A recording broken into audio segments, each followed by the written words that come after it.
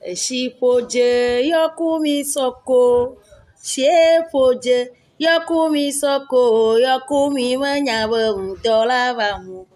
Agbemenu me wona menovi okonore, enu onovia na fanela gbeme enu me wona merekao.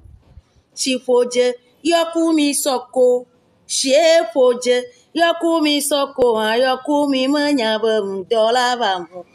Agbemenu me wona menovi okonore, enu onovia na fanela gbeme enu me wona merekao.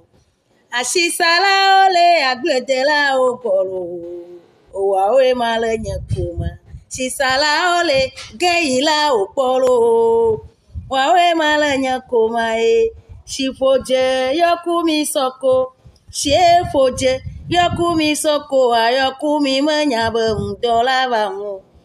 Gbemenu menona menovi okonore, enu onovi wa na fanela gbeme enu me wona merekao.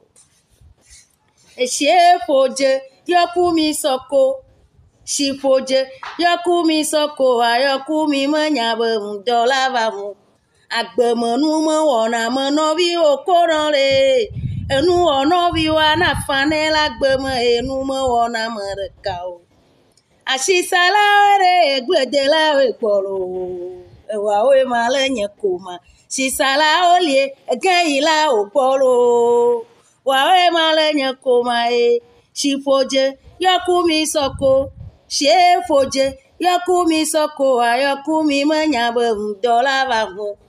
Agbemenu me wona menovi okororo, enu onovia na fanela gbeme enu me wona merekao.